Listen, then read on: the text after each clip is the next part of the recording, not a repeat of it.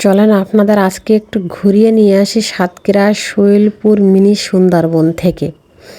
তো আসলে একঘেয়েমি ভিডিও দেখতে দেখতে হয়তো বোরই হয়ে গেছেন, আমিও বাড়ি থাকতে থাকতে একটু বোর হয়ে গেছি। তো ইরার বাবার সাথে কিন্তু বিকালে গিয়েছিলাম একটু ঘুরতে, কিন্তু এই জায়গাটা কিন্তু অনেক সুন্দর দেখতে।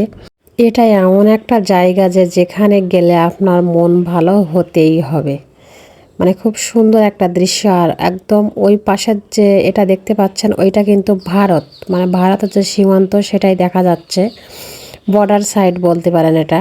আর আকাশটা কিন্তু খুব মেঘলা ছিল বলে মানে পরিবেশটাও মানে অসাধারণ ছিল। আর মানে নদী আর আকাশের কম্বিনেশনটা মানে একবারে আমার মনে হয়েছিল যে মিলেমিশে একাকার হয়ে আছে। আর এই যে দেখতে পাচ্ছেন যে ইরার বাবা কিন্তু দাঁড়িয়ে আছে। আর পিছে যে নদীটা দেখতে পাচ্ছেন আপনারা, এইটা কিন্তু শৈলপুর মিনি সুন্দরবন নামে পরিচিত। তবে এখানের দৃশ্যটা কিন্তু অসাধারণ, মানে না আসলে বুঝতে পারবেন না। আর এই যে মাঝখানে একটা দ্বীপ উঠছে দেখতে পাচ্ছেন, এইখানে কিন্তু মানে গাছগাছালিতে ভর্তি একবারে। এইটা কিন্তু নদীর মাঝে একটা দ্বীপ উঠছে। আর এইটাই কিন্তু সুন্দর একটা দৃশ্য দেখতে। এখানে কিন্তু আপনার অনেক পাখি ডাকছে, মানে পাখি যত সন্ধ্যা হবে তত পাখির কিচিরমিচির ডাক শোনা যাবে। তবে আমি চেষ্টা করছিলাম যে পাখিগুলো আমার ক্যামেরায় বন্দি করার জন্য, কিন্তু পারিনি, আসলে অনেক দূর। আর যেহেতু ওখানে আমাদের কোস্টগার্ড মানে গার্ড দিচ্ছে, তো সেজন্য কিন্তু ওখানে যাওয়া সম্ভব না। না হলে কিন্তু নৌকায় উঠে একবার অন্তত চেষ্টা করতাম ওই জায়গাটায় যাওয়ার। তো আসলে ওখানে যাওয়া নিষিদ্ধ সবার আর কি, দূর থেকে দেখতে হবে। আর আমি ইরাকে যেহেতু নিয়ে আসছি, তো সেজন্য কিন্তু ওর জন্য সামান্য কিছু খাবারও নিয়ে আসছি। আর খাবারগুলো কিন্তু আপনাদের দেখিয়ে দিলাম, মানে হালকা একটু নাস্তা বিকালে। আর যেহেতু একটু দূরের পথ যাচ্ছি, ওর জন্য তো কিছু কিনতেই হবে, মানে ওখানে আশপাশে তেমন কোনো ভালো দোকান নেই। তো ইরা কিন্তু এখানে এসে খুবই খুশি, মানে বাচ্চাদের মনে হয় যে একটু ঘোরাঘুরি করলে ওদেরও ভালো লাগে। আর এইখানের দৃশ্যটা একটু দেখেন, মানে এই যে এখানের মানুষ কিভাবে প্রতিকূল পরিবেশের সাথে মানিয়ে মানে নিজেরা বসবাস করছে আর কি। এই যে নদীর চরে বা অবদায় তারা ঘর বাড়ি করছে, পশু পাখিও কিন্তু পুষছে। আর এই যে দেখতে পাচ্ছেন জেলেদের জাল কিন্তু এইগুলা। আর এই জালে কিন্তু নদীর সব ধরনের মাছ ধরা হয়, বিশেষ করে বাগদা আর যে গলদার এই যে রেণুগুলো কিন্তু এরা এইভাবে এইখান থেকে উঠায়।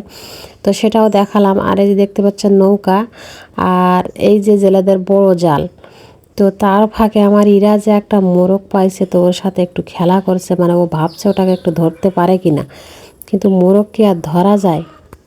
তবে আমার মনে হয় এই জায়গাটা অনেক সুন্দর, আপনারা চাইলে এখানে ঘুরতে আসতে পারেন।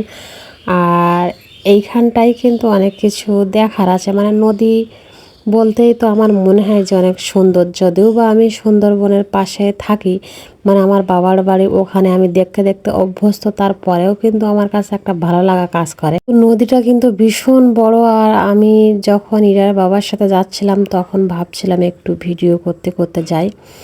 তো এইখানে কিন্তু দেখতে পাচ্ছেন যে কি সুন্দর একটা পরিবেশ। আর এই যে পাশে দেখতে পাচ্ছেন যে ছোট ছোট ঘরগুলো করছে, এইগুলো কিন্তু ওরা মাছ ধরে আর ওইখানে উঠায়, তো সেই কারণেই কিন্তু ঘরগুলো করা। আর রাস্তাটাও দেখেন, রাস্তাটাও কিন্তু খুব এক সুন্দর, মানে রাস্তার দুই পাশ দিয়ে গাছ। আর রাস্তাটা কিন্তু এখনো কাঁচাই আছে, মানে পাকা করা না। আর এইগুলো যে দেখতে পাচ্ছেন এইগুলো কিন্তু বাগদার হ্যাচারি, মানে যে বাগদার ছোট যে মাছ দেয়, ওই মাছগুলো কিন্তু নদী থেকে রেণু ধরে ওর ভিতরে বড় করে তারপরেই কিন্তু মানে ঘের মালিকদের কাছে ওগুলো দেওয়া হয়, মানে বড় করার জন্য আর কি, ঘেরে ছাড়ার জন্য। আর এই যে দেখতে পাচ্ছেন এখানে ছোট ছোট কিন্তু ভেড়াও আছে। আর সন্ধ্যার টাইম যেহেতু চলে আসছে, এখানে কিন্তু মানুষের সমাগমও কিন্তু বহু গুণে বেড়ে গেছে। আমি বললে বিশ্বাস করবেন কিনা জানি না, তবে বিকাল হলেই কিন্তু এখানে প্রতিদিনই বহু মানুষ আসে তাদের অবসর সময় কাটানোর জন্য, বা চাকরি থেকেও যারা ছুটি পায় শুক্রবারের দিনটা কিন্তু এখানে বেশি ভিড় হয়। মানে তারা সবাই ছুটিতে একটু আসে এখানে দেখার জন্য বা মন ভালো করার জন্য। তবে দৃশ্যটা কিন্তু অসাধারণ ছিল।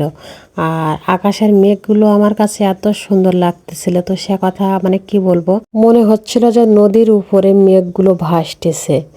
তো কি সুন্দর একটা দৃশ্য। তো যাই হোক, মানে সন্ধ্যা যেহেতু হয়ে আসছে আর আমি যেহেতু আমার বাচ্চাকে নিয়ে গেছি, আকাশটাও কিন্তু প্রচণ্ড লেভেলের মেঘলা, তো সেজন্য কিন্তু আমরা চলে যাচ্ছি বাড়িতে। তো আপনাদের যাদের এই জায়গাটা পছন্দ তারা কিন্তু অবশ্যই ঘুরতে আসবেন, ভালো লাগবে। সবাই ভালো থাকবেন, আল্লাহ হাফেজ।